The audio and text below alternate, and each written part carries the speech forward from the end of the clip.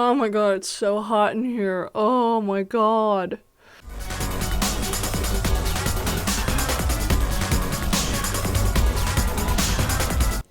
Hi, I'm Charge and Die, professional scare actor, here to give you some tips and tricks on how to become a scare actor. Some of the most common questions I get are, what is a scare actor and how do I become one? A scare actor is, just as it sounds, an actor who is hired to scare. As to how to become one, most typically, you audition. In this video, I'll be going over some of the more common things I've seen in haunt auditions or scare actor auditions so that you are better prepared for your audition coming up. But first, a disclaimer. All of these tips and tricks are based on my own personal experience as a scare actor. Please keep in mind that that experience is limited to California. Every haunt is different, every actor is different, every guest interaction is different. You do not need to take this advice at all, but if you do, I am not held liable if things do not go as expected or planned. Remember to always be safe and have fun. Back to me. Thanks, me! As I mentioned in the disclaimer, every haunt is different. They're gonna have a different audition process, how to get the audition. Some haunts, you just reach out and say, hey, I'd like to scare, and they're like, cool, dope, come here, and I'll hire you. My first bit of advice is to Google search, look online, see if you can find the haunt. If they post it online about auditions, that'll typically be around April, May, springtime for bigger haunts, maybe later for smaller haunts. And then they'll let you know how to audition. If you don't see anything online, but you know of a haunt and you can find the contact information for someone in that haunt to talk to, do that and just ask, hey, I'm interested in being a scare actor. What do I have to do to audition? And hopefully they'll let you know. Since I typically work big theme parks, they're a little more out there and it'll be easier to find that information. They're gonna post to their website, to their Twitter account. I already know people who work there, so they're gonna let me know. I might get an email because I already worked for them. But these theme parks are gonna have to hire hundreds, if not thousands of people to scare at their park. They're gonna make sure that that information is known. Some haunts, you might just have to show up on the certain day and time that they're holding an open call and you just do the audition there and then. Other haunts, you might have to sign up for a certain day and time to show up in a group. And others, if they're small enough and you ask real nicely, they'll just say, sure, you're hired. It depends on the haunt. Please keep in mind that audition season, at least for the haunts that I work for, tend to happen in the summertime, around June or July, so start prepping in April or May. Now you got that day and time for the audition, you're really excited to be a scare actor, but you have no idea what that audition process is like. I got you. Here are some tips and tricks that I've collected over my years of auditioning, but every audition is different, so there's no real way to prepare, but hopefully this helps. Dress comfortably. Dress like you're ready to move because there's so much movement to scare acting and they're gonna wanna see it from you. So dress as if you're gonna be working out. Wear shorts, wear leggings, yoga pants, t-shirts you don't mind sweating in a little bit, whatever you got. If you're comfortable doing so, have those clothes also form-fitted. Not tight, because you're still wanting to move around, but form-fitted to give them an idea of what your body shape is. That'll give them a better idea of how to cast you. Not revealing. Yes, they're gonna take your measurements later, but it's easier for them to just see it in the audition itself too. Also, side note, do not come dressed as a monster. I understand the logic of, oh, I'm gonna make them see me as a monster and then they're gonna wanna cast me. No, they won't. They're gonna view it as unprofessional because they want to hire you. They want to see you. You are the person that they want to hire and to work with. They want to see you. Leave the casting up to them. Also, you're doing yourself a disservice coming as a monster already because they're not going to be able to see you as anything but that one monster, even if you would have been good as a different role. This one is optional, but good if you have it. Bring a headshot and resume. It will show that you are a professional actor, someone they want to work with. You do not need one. If you don't have one, don't go out and spend hundreds of dollars on professional headshots if you're not already an actor. Don't make a resume. But if you have one, feel free to bring it Because, and especially if you've never worked as a scare actor before, and for that haunt, it will show them that you have the skills necessary to do it. For example, if you worked improv or you've done an improv class, but you haven't worked as a scare actor, but you have that skill on your resume, they'll see that and go, oh, they can do improv. They might not be a scare actor yet, but they have the skills to be one. Now I feel more comfortable hiring them. So it's the day and the time of your audition. Show up early. Not like crazy amount early, but show up at least 15 to 30 minutes early, because you're gonna wanna try and find parking and you're gonna have to wait in a long line. In this line, when you get to the front, the person at that booth may give you a form to fill out with some basic information, height, weight, have you worked for them before, etc. They might take a photo of you for their own records, depending on the haunt. That would also be the time that you would give them your headshot and resume if you have one. Fill out the form, give it back to them, and then you're gonna wait your turn.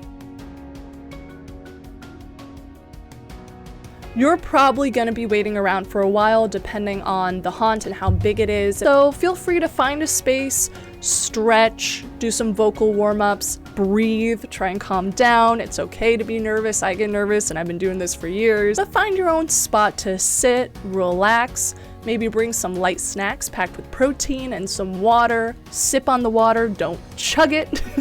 While doing your stretches and vocal warm-ups, please be considerate of other actors in the audition space. You especially don't want to be so loud that they could hear you in the audition room. That bodes badly. But definitely sit down, breathe, stretch, make sure you're ready for when your number is called. I feel it is beneficial to have some characters in your back pocket ready to go, meaning that they might not be called upon in the audition, but if the casting directors do say, be a character, any character, go, which can happen, you're ready to go. Pick a character or a few, have some phrases that they might like to yell at guests, have their stance in mind and how they move, how they walk, so that you're ready to go whenever they're called upon. Also, it might be good to have something in the back of your mind to say and to move and to do as common characters found at haunts, like killer clowns, cannibalistic hillbillies, vampire, werewolf. Look up videos on YouTube of haunts, see what kind of common characters you see how they move, see how they speak, see what they do, and have that ready to go in the back of your mind in case those specific kind of characters are called upon as well. No need to rehearse it to death, but it's good to have it in mind. Have the characters in your back pocket, have them ready to go, but also you need to be flexible enough for improv. You don't know what they're gonna throw at you. You don't know what they're gonna ask of you. It might be something silly, it might be something stupid, something you've never thought of in your life. So you're gonna have to think on your feet, you're gonna have to be flexible. Don't over-rehearse those characters, just have those characteristics in mind and use them to your advantage when needed. Practice some improv beforehand, let go, trust your instincts, and have fun. So, you have been waiting your turn, you've been stretching, breathing, having some light snacks, maybe hydrate a little with some water, going over characters in your mind, what they might say, how they might move, yet still being relaxed and flexible enough for any other improv you might have to do in the room, whatever curveballs they throw at you. Your number's called. You're gonna get up, follow their instructions. Ignore my advice if it goes against their instructions. Follow their instructions. But most likely, this is the common thing I've seen, you're gonna be going to another room with a number of other actors who are also waiting their turn. You're gonna go into that room in a line. You're gonna see a panel of people there. Those are your casting directors and your judges. They're gonna tell you what to do. One part of the audition might be a movement test. They might put on some music. There might be no music. Who knows? They might ask all of the actors in that room to be a monster, be a generic monster, and just move around the space. Here are some things that they're looking for. Stay in character. I don't care what kind of choice you made at the start. You're sticking with it. You're not changing your mind halfway through. You have chosen this random character and how it moves and how it sounds. Do not change your mind. You're gonna stay in character no matter what. Be mindful of the space you are moving in. Be aware of your surroundings. Do not bump into other actors. Those actors represent fellow actors and possible guests in the park. You do not touch them.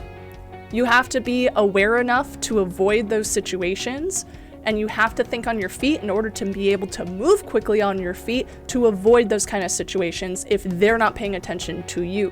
Now, if they bump into you, that's a different story. Do not draw attention to it. They're gonna try and save face. They're probably gonna feel bad about it.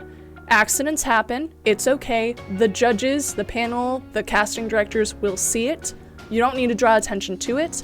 Stay in character, move on. Unless, of course, if you get hurt, then let someone know. But otherwise, just move on. The whole point of the exercise is to see how you move in a group in a crowded section, because if you're out on streets scaring, it does get crowded. They want to see that you can handle it. If you're not used to moving in a space like that, move slowly, try your best, stay aware, stay in character. There might be a light fitness test. Now, this doesn't always happen. In fact, it's very rare that I've had to do this, but scaring is a workout. Some haunts might ask you to do a light fitness test to see where you're at with your endurance and your stamina, to get an idea of whether they should cast you in a maze, which you're moving a lot less in, or the streets where you're working out like constantly. They might ask you to just lightly jog from one side of the room to the other, do a 30-second plank, some jumping jacks, maybe a duck walk, you never know. If they ask you to do anything you physically cannot do, just let them know. A common test in the audition is called Scare the Cone. It's a common one, but it isn't always in auditions. Just be aware that it is a thing. The reason it's called that is because sometimes casting directors will set up a literal orange traffic cone in the middle of the room, or multiple in a line, and they ask you to go up and scare them. The important thing to keep in mind for this test, if you've never seen it, you probably won't understand, that cone represents a guest. They want to get an idea of how your character will scare a guest, how close it might get to them, but do not touch the cone. Do not touch the guest. If you do, some haunts will have that be an automatic no. What you're going to do for that test, especially if there are multiple cones in a row, they might ask you to be any character you want to be, in which case pull out that character from your back pocket, ready to go. They might ask you to be a certain character, like, oh, go up and be a werewolf. Then you say, okay. You go up to that first cone, scare as, I'm going to use werewolf as the example. You don't want to be scaring that cone too long. They're going to be looking for that. There is a rule in scaring that's called get in, get out. Scare and get out. Whatever you call it, that's to protect you. Because that guest might have fight or flight instinct, they might punch you if you scare them. To minimize that damage, minimize that likelihood of getting hit in the face, you go in, do your scare, and then you immediately back up. If you know how to do that in your audition instinctively, all ready to go, they look for that. Go up to the first cone, you're gonna swipe as a werewolf, or whatever you'd pick. I'm a werewolf. Swipe, back up, move on to the next cone. You could move around like a werewolf, move around as your creature, linger a little bit. This is your time, milk it, baby. Go up to the second cone, do your next scare.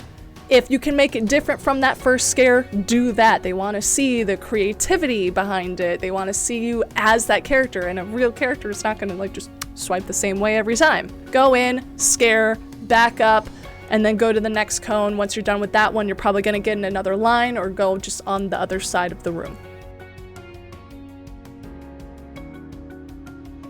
A very common part of a Scareactor audition, and this might be the main part for the audition, for most auditions, is you line up with your actors, you step up when it's your turn, and they're going to ask you to be a character. This is your moment. They are focusing only on you. They want to see what you can do for this character. This is where you just let go, trust your instincts, and have fun. If you happen to have that particular character in your back pocket with some phrases that you've already practiced, feel free to show those off. Have fun, interact with them, joke around. If it's your turn, you're gonna step straightforward. They're going to give you a character and you're going to improv in that character. Things to keep in mind are, how does the character move? What's the character's stance? And also, how do they speak? Do they have an accent? Do they have a speech impediment in any way that you may emulate? Do you have a certain voice? Are they deeper in the voice or higher in the voice? What kind of things are they going to say to guests? That's what they want to see. You as the character interacting with guests. What are you going to say to them? What are you going to do? I have seen this many times. Do not rely on your scream.